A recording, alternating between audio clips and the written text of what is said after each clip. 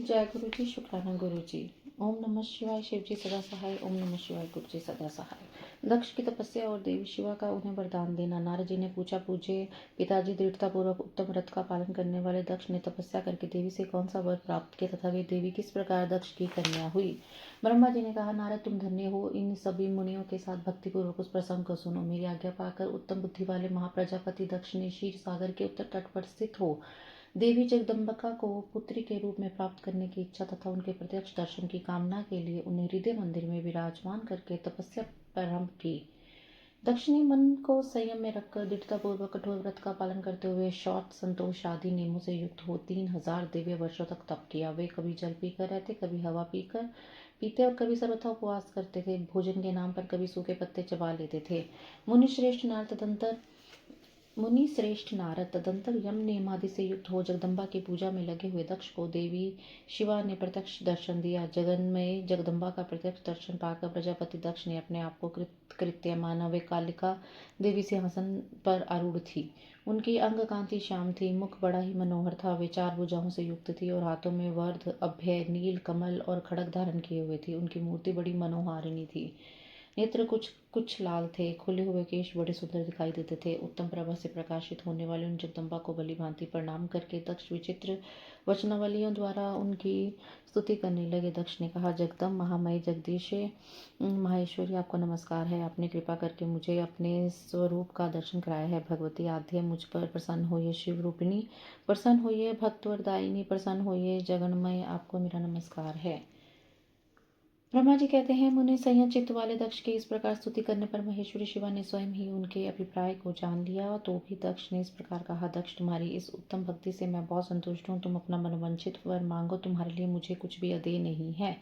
प्रसिद्ध भगवत्याधे, प्रसिद्ध शिव रूपिणी, प्रसिद्ध भक्त वरदे, जगन्मय नमस्तुते ने। जगदम्बा की यह बात सुनकर प्रजापति दक्ष बहुत प्रसन्न हुए और उन शिवा को बारंबार प्रणाम करते हुए बोले। दक्ष ने कहा, जगदम महामय, यदि आप मुझे वर देने के लिए उद्यत है तो मेरी बात सुनिए और प्रसन्नतापूर्वक मेरी इच्छा पूर्ण कीजिए। मेरे स्वामी जो भगवान शिव हैं, वे रुद्र नाम धारण करके ब्रह्मा जी के पुत्र रूप से अवतीर्ण हुए हैं।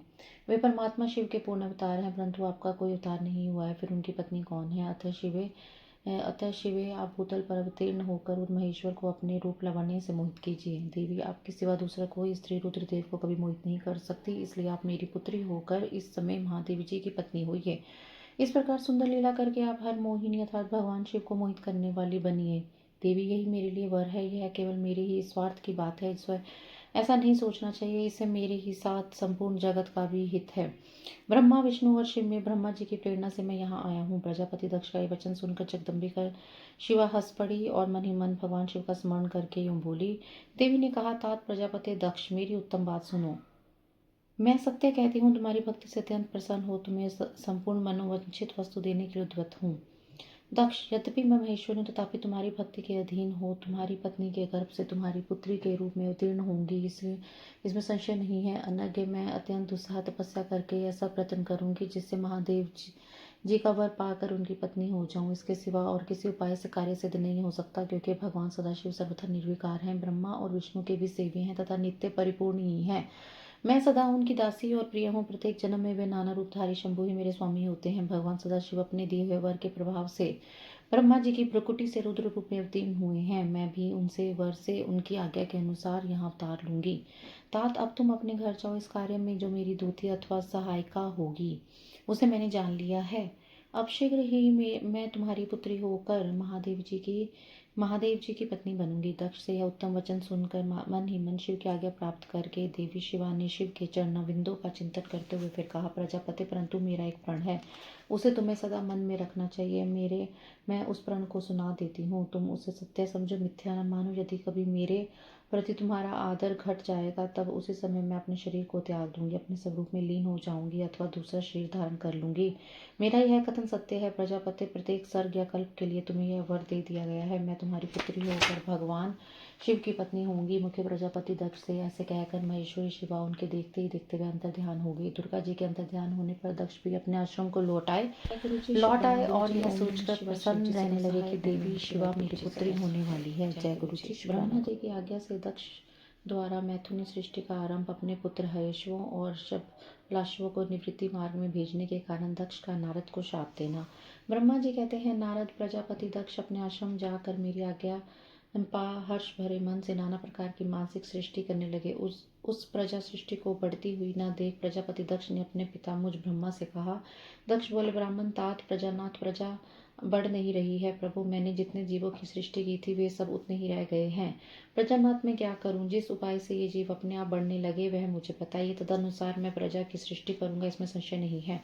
ब्रह्मा जी अर्थात मैंने कहा, तात प्रजापति दक्ष मेरी उत्तम बात सुनो और उसके अनुसार कार्य करो। सुरश्रेष्ठ भगवान शिव तुम्हारा कल्याण करेंगे। प्रजेश प्रजापति पंचजन अर्थात वीरण की जो परम सुंदरी पुत्री असिकनी है उसे तुम पत्नी के रूप में ग्रहण करो। स्त्री के साथ मैथुन धर्म का आश्रय लेकर तुम पुनः उस प्रजासर को बढ़ाओ। असिकनी जैसी कामिनी के गर्भ से तुम बहुत सी संतानें उत्पन्न कर सकोगे। तदंतर मैथुन धर्म से प्रजा की उत्पत्ति करने के उद्देश्य से प्रजापति दक्ष ने मेरी आज्ञा के अनुसार वीरण प्रजापति की पुत्री के साथ विवाह किया। अपनी पत्नी वीरणी के गर्भ से प्रजापति दक्ष ने 10,000 पुत्र उत्पन्न किए जो हर्यश्व कहलाए।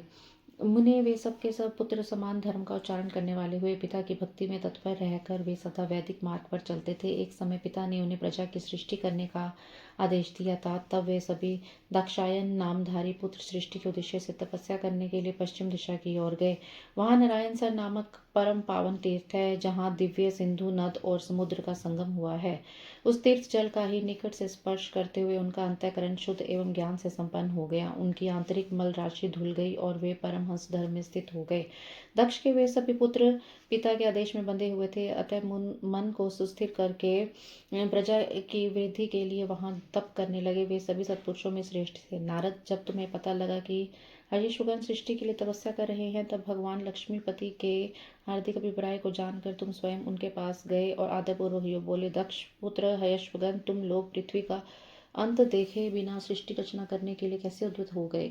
ब्रह्मा जी कहते हैं, नारद हयश्व आलस्य से दूर रहने वाले थे और जन्म काल से ही बड़े बुद्धिमान थे। वे सब के सब तुम्हारा उपयुक्त कथन सुनकर स्वयं उस पर विचार करने लगे। उन्होंने यह विचार किया कि जो उत्तम शास्त्र रूपी पिता के निवृत्ति वर्ग आदेश को नहीं समझता, वह केवल रज आदि गुणों पर विश्वास करने वाला पुरुष सृष्टि निर्माण का कार्य कैसे आरंभ कर सकता है। ऐसा निश्चय करके वे उत्तम बुद्धि और एकाचित वाले दक्ष कुमार नारद को प्रणाम और उनकी परिक्रमा करके ऐसे पथ पर चले गए जहाँ जाकर कोई वापस नहीं लौटता।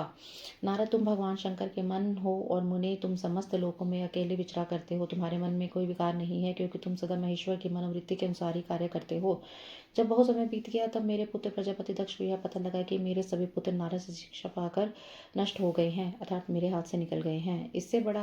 इससे उन्हें बड़ा दुख हुआ। वे बार बार कहने लगे, उत्तम संतानों का पिता होना शोक का ही स्थान है, क्योंकि श्रेष्ठ पुत्रों के बिछुड़ जाने से पिता को बड़ा कष्ट होता है। शिव की माया से मोहित होने के से दक्ष को पुत्र वियोग के कारण बहुत शोक होने लगा। तब मैंने आकर अपने बेटे दक्ष को बड़े प्रेम से समझाया और सांत्वना दी। दैवक का विधान प्रबल होता है इत्यादि बातें बताकर उनके मन को शांत किया। मेरे सांत्वना देने पर दक्ष पुनः पंचजन कन्या सिकनी के गर्भ से शबलाशव नाम के एक सहस्त्र पुत्र उत्पन्न किए। पिता का आदेश पाकर वे पुत्र भी प्रजा सृष्टि के लिए दृढ़तापूर्वक प्रतिज्ञा पालन का नियम ले उस स्थान पर गए जहाँ उनको सिद्धि को प्राप्त हुए बड़े भाई गए थे। नारायण सरोवर के जल का स्पर्श होने मात्र से उनके सारे पाप नष्ट हो गए, अंतःकरण में शुद्धता आ गई। अतः वे उत्तम रथ के पालक शबलाश्व ब्रह्मा अर्थात प्रणव का जाप करते हुए वहां बड़ी भारी तपस्या करने लगे। उन्हें प्रजा सृष्टि के लिए उद्वित जान तुम पुनः पहले की ही भांति ईश्वरीय गति का स्मरण करते हुए उनके पास गए और वही बात कहने लगे जो उनके भाइयों से हम पहले कह चुके थे। मुनि, तुम्हारा दर्शन अमोघ है, इसलिए तुमने उनको भी भाइयों का ही मार्ग दिखाया है। अतः वे भाइयों के ही पथ पर उधर्व गति को प्राप्त हुए हैं। इस स्थिति में प्रजापति दक्ष को बहुत उत्पात दिखाई दिए। इससे मेरे पुत्र दक्ष को बड़ा विस्मय हुआ और वे मन ही मन दुखी हुए। फिर उन्होंने पूर्ववत तुम्हारी ही करतूत से अपने पुत्रों का नाश हुआ सुना। इससे उन्हें बड़ा आश्चर्य हुआ। वे पुत्र शोक से मूर्छित हो अत्यंत कष्ट का अनुभव करने लगे। फिर दक्ष ने तुम पर बड़ा क्रोध किया और कहा, यह नारद बड़ा दुष्ट है।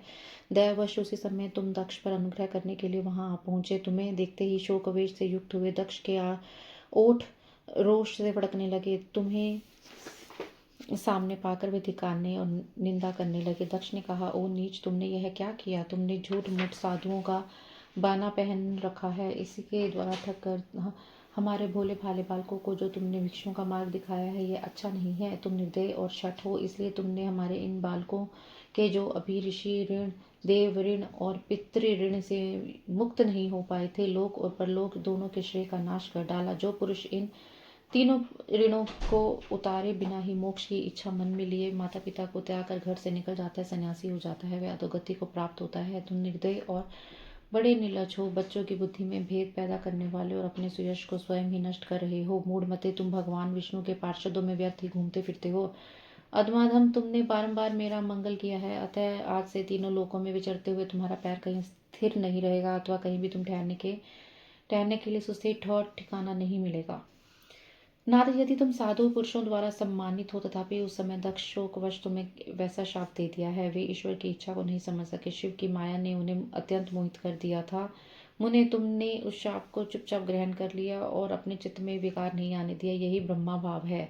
ईश्वर कोटि के महात्मा पुरुष स्वयं शाप को मिटा देने में समर्थ होने पर भी उसे सह लेते हैं। जय गुरु जी। शुक्राना गुरु जी। गुरु जी शुक्राना गुरु जी। ओम नमः शिवाय। शिव जी सदा सहाय। ओम नमः शिवाय। गुरु जी सदा सहाय। दक्ष की 60 कन्याओं का विवाह। दक्ष और वीरणी के यहाँ देवी शिवा का अवतार। दक्ष द्वारा उनकी स्तुति तथा सती के सद्गुणों एवं चेष्टाओं से माता पिता की प्रसन्नता। ब्रह्मा जी कहते हैं, देवर्षि, इसी समय दक्ष के इस बर्ताव को जानकर मैं भी वहां आ पहुंचा और पूर्ववत उन्हें शांत करने के लिए सांत्वना देने लगा। तुम्हारी प्रसन्नता को बढ़ाते हुए मैंने दक्ष के साथ तुम्हारा सुंदर स्नेहपूर्ण संबंध स्थापित कराया। तुम मेरे पुत्र हो, मुनियों में श्रेष्ठ और संपूर्ण देवताओं के प्रिय हो, अतः बड़े प्रेम से तुम्हें आश्वासन देकर मैं फिर अपने स्थान पर आ गया। तदंतर प्रजापति दक्ष ने मेरी अनुनय के अनुसार अपनी पत्नी के गर्भ से 60 सुंदरी कन्याओं को जन्म दिया और आलस्य रहित हो धर्म आदि के साथ उन सबका विवाह कर दिया। ब्रह्मचार्य पालन पूर्वक वेद शास्त्रों के स्वाध्याय से ऋषि ऋण, यज्ञ और पूजा आदि से देव ऋण और पुत्र के उत्पादन से पितृ ऋण का निवारण होता है। मुनीश्वर, मैं उस प्रसंग को बड़े प्रेम से कह रहा हूँ, तुम सुनो। मुनि दक्ष ने अपनी 10 कन्याएं विधि पूर्वक धर्म को ब्याह दी, 13 कन्याएं कश्यप मुनि को दे दी और 27 कन्याओं का विवाह चंद्रमा के साथ कर दिया।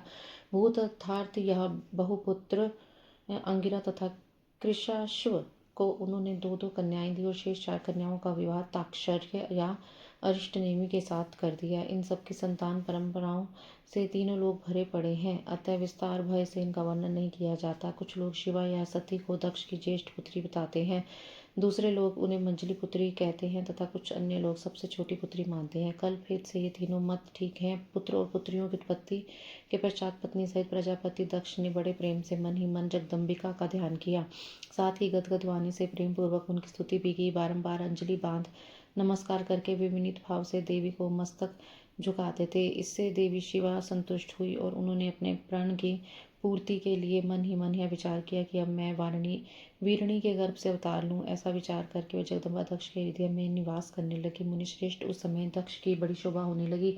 फिर उत्तम मुहूर्त देखकर दक्ष ने अपनी पत्नी में प्रसन्नतापूर्वक गर्भ धारण किया। तब दयालु शिवा दक्ष पत्नी के चित्त में निवास करने लगी, उनमें गर्भ धारण के सभी चिन्ह प्रकट हो गए। अर्थात उस अवस्था में वीरणी की शोभा बढ़ गई और उसके चित्त में अधिक हर्ष छा गया। भगवती शिवा के निवास के प्रभाव से वीरणी महामंगल रूपिणी हो गई। दक्ष ने अपने कुल संप्रदाय, वेद ज्ञान और हार्दिक उत्साह के अनुसार प्रसन्नता पूर्वक पुंसवन आदि संस्कार संबंधी श्रेष्ठ क्रियाएं संपन्न की। उन कर्मों के अनुष्ठान के समय महान उत्सव हुआ। प्रजापति ने ब्राह्मणों को उनकी इच्छा के अनुसार दान दिया। उस अवसर पर वीरिणी के गर्भ से देवी का निवास हुआ जानकर श्री विष्णु आदि सब देवताओं को बड़ी प्रसन्नता हुई। उन सब ने वहां जाकर जगदम्बा का स्तवन किया और समस्त लोगों का उपकार करने वाली देवी शिवा को बारंबार प्रणाम किया। वे सब देवता प्रसन्नचित हो दक्ष प्रजापति तथा वीरिणी की पूरी पूरी प्रशंसा करके अपने अपने स्थान को लौट गए। नारद, जब 9 महीने बीत गए तब लौकिक गति का निर्वाह कराकर 10वें महीने के पूर्ण होने पर चंद्रमा आदि ग्रहों तथा ताराओं की अनुकूलता से युक्त सुखद मुहूर्त में देवी शिवा शीघ्र ही अपने माता के सामने प्रकट हुई। उनके अवतार लेते ही प्रजापति दक्ष बड़े प्रसन्न हुए और उन्हें महान तेज से ददीप्यमान देख उनके मन में यह विश्वास हो गया कि साक्षात वे शिवा देवी ही मेरी पुत्री के रूप में प्रकट हुई हैं। उस समय आकाश से फूलों की वर्षा होने लगी और मेघ जल बरसाने लगे। मुनीश्वर, सती के जन्म लेते ही संपूर्ण दिशाओं में तत्काल शांति छा गई। देवता आकाश में खड़े हो मांगलिक बाजे बजाने लगे। अग्निशालाओं की बुझी हुई अग्नियां सहसा प्रज्वलित हो उठी और सब कुछ परम मंगलमय हो गया। वीरिणी के गर्भ से साक्षात जगदम्बा को प्रकट हुए देख दक्ष ने दोनों हाथ जोड़कर नमस्कार किया और बड़े भक्तिभाव से उनकी बड़ी स्तुति की। बुद्धिमान दक्ष की स्तुति करने पर जगन माता शिवा उस समय दक्ष से इस प्रकार बोली, जिससे माता वीरणी न सुन सके। देवी बोली, प्रजापति, तुमने पहले पुत्री के रूप में मुझे प्राप्त करने के लिए मेरी आराधना की थी। तुम्हारा वह मनोरथ आज सिद्ध हो गया है। अब तुम उस तपस्या के लिए फल को ग्रहण करो। उस समय दक्ष से ऐसा कहकर देवी ने अपनी माया से शिशु रूप धारण कर लिया और शैशव भाव प्रकट करते हुए वहां रोने लगी। उस बालिका का रोदन सुनकर सब स्त्रियां और दासियां बड़े वेग से प्रसन्नता पूर्वक वहां आ पहुंची। आसिकिनी के पुत्री का अलौकिक रूप देखकर उन सभी स्त्रियों को बड़ा हर्ष हुआ। नगर के सब लोग उस समय जय जयकार करने लगे। गीत और वाद्यों के साथ बड़ा भारी उत्सव होने लगा। पुत्री का मनोहर मुख देखकर सबको बड़ी प्रसन्नता हुई। दक्ष ने वैदिक और कुलोचित आचार का विधि पूर्वक अनुष्ठान किया, ब्राह्मणों को दान दिया और दूसरों को भी धन बांटा। सब और यथोचित गान और नृत्य होने लगे। भांति भांति के मंगल कृत्यों के साथ बहुत से बाजे बजने लगे। उसी समय दक्ष ने समस्त सद्गुणों की सत्ता से प्रशंसित होने वाली अपनी उस पुत्री का नाम प्रसन्नता पूर्वक उमा रखा। तदंतर संसार में लोगों की ओर से उसके और भी नाम प्रचलित किए गए, जो सबके सब महान, मंगलदायक तथा विशेषतः समस्त दुखों का नाश करने वाले हैं। वीरिनी और महात्मा दक्ष अपनी पुत्री का पालन करने लगे तथा वह शुक्ल पक्ष की चंद्रकला के समान दिनों दिन बढ़ने लगी। द्विजश्रेष्ठ बाल्यावस्था में भी समस्त उत्तमोत्तम गुण उसमें उसी तरह प्रवेश करने लगे जैसे शुक्ल पक्ष के बाद चंद्रमा में भी समस्त मनोहारिणी कलाएं प्रविष्ट हो जाती हैं। दक्ष कन्या सती सखियों के बीच बैठी बैठी जब अपने भाव में निमग्न होती थी, तब वह बारंबार भगवान शिव की मूर्ति को चित्रित करने लगती थी। मंगल मई सती जब बाल्योचित सुंदर गीत गाती, तब स्थानु हर एवं नाम रुद्र नाम लेकर स्मर शत्रु शिव का स्मरण किया करती थी। जय गुरु जी।